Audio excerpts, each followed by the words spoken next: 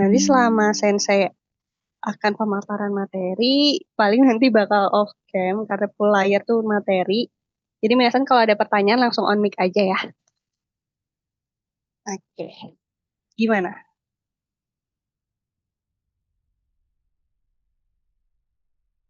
Oke, masih loading. Materinya sudah aman? Sudah muncul? Udah Kak. Sudah, oke. Ini dia ya, hari pertama kita ya. Nanti juga masih ada 2 hari ke depan buat latihan. Gimana sih interview untuk mendapatkan beasiswa next. Oke, 皆さん、メキソ学期について知っていますか? Oke, gimana nih? Minasang yang ditahu tentang beasiswa Max itu apa?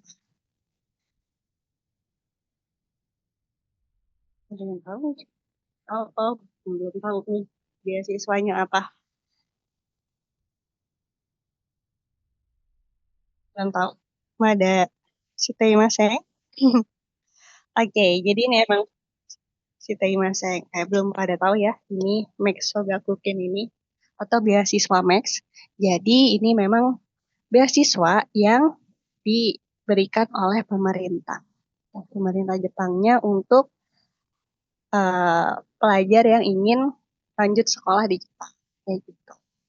Jadi ada beberapa universitas gitu ya, dan minasang bisa daftar di Kedubes Jepang biasanya gitu.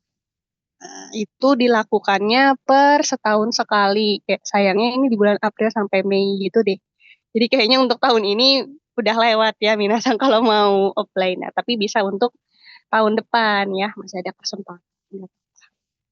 Kalau saya lihat sih kemarin pertengahan sampai pertengahan Mei sih bukanya gitu. Nah, nanti minasang bisa ke sini.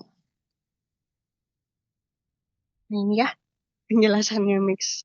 Atau misalkan dalam bahasa Jepangnya disebutnya Mombu Gakuso gitu. Nah, ini juga minasang gak usah takut karena itu biaya kuliahnya ditanggung sama pemerintahnya gitu. Paling ya biaya kehidupannya aja gitu minasang bisa sambil baito ya atau part time. Tapi kalau untuk biaya universitasnya sendiri itu sudah ditanggung. Oke, nah lihatnya di mana? Bisa lihatnya di sini. Gitu. Oke, kita lihat apa sih manfaatnya kalau kita lanjut studi di Jepang. Nihon de no ryugaku no merito. Ya, merito itu berarti manfaatnya atau keuntungannya. Hai, yang pertama, Sogakukin ya sien ga oi. Apa tuh Sogakukin? Itu tadi beasiswa. Ya, sieng. Itu artinya dukungan.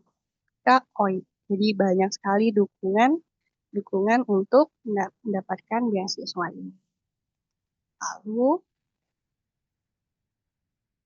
Jitsu no takai kyoi. Jitsu no takai kyoiku. Itu maksudnya kualitas. Kualitasnya apa? Takai itu tinggi. Ya, kalau misalnya udah belajar, takai artinya tinggi, kyoiku itu pendidikan. Jadi, sistem pendidikannya yang berkualitas tinggi. Gitu. Jadi pasti minasan nggak akan menyesal ya namanya belajar di Jepang. Gitu. Baik. Lalu, segi. Sochugyo no susoku no kikai. Apa itu Sochugyo? Itu artinya setelah lulus. Ini minasan udah lulus semua kan ya? Atau belum? Udah Kak. Sudah ya? Oke. Sochugyo no susoku itu artinya mendapat pekerjaan. Kikai. Kikai itu artinya kesempatan. Jadi kesempatan untuk mendapatkan kerjaan setelah lulus. Gitu. Jadi kalau misalnya minasan sekarang, kalau jam-jaman kan satu ya, jadi mungkin akan lanjutnya S2 ya. Terus kalau Rafisang S1 juga, atau Lulus S1. SMA. S1 Eh, juga. lulus Berarti SMA, kalau lulus SMA lanjut ke S1. oh ini lagi S1 atau sudah lulus S1? Masih pengen ke S1, masih lulus Oh, SMA sekarang. masih lulus SMA kan ya? Oke, berarti kalau misalkan dirasa mau kuliahnya S1-nya di Jepang itu bisa ya. Gitu. Kalau jam-jaman S1 ya berarti ambilnya S2 gitu. Hai. じゃあ、メイクス学期に合格するために必要なことは何ですか? Hai. Jadi untuk mendapatkan beasiswa Max ini, suruh tameni. Tameni itu maksudnya untuk lulus ya, mendapatkan beasiswa ini hitsuyo na koto. Hitsuyo na koto. Hal yang diperlukan. Itu apa? Nandesu ka?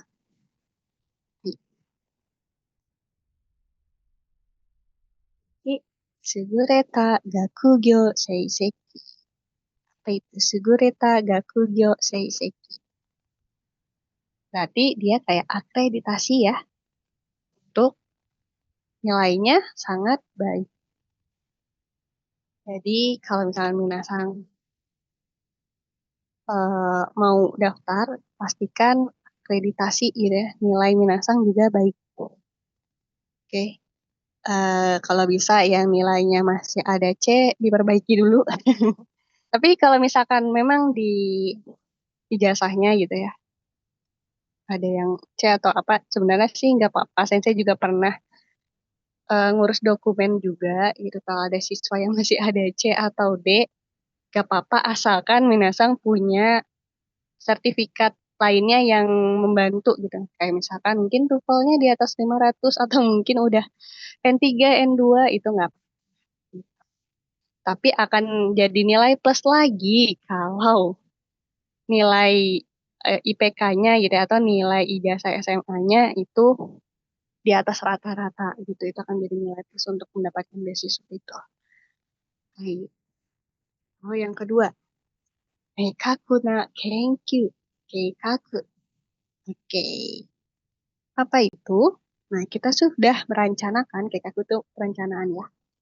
Merencanakan penelitian dengan jelas. Jadi, minasang udah tahu nih, misalnya, saya lupa lagi namanya, Jam-Jamsan sama Pak Pisang ya. Jam-Jamsan lulusannya apa nih? Lulusan apa?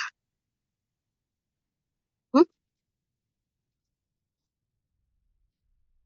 Wah, berarti Isram Kanli. Oke. Itu lebih ke sosiologi bukannya atau apa ya kalau di Jepang tuh?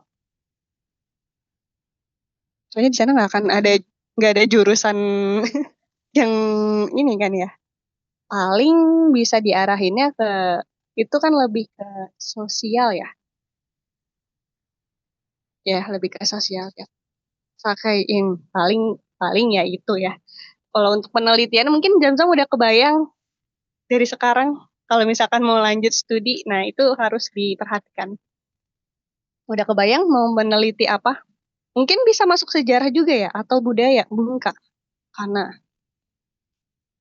rekisi bunga. Mungkin,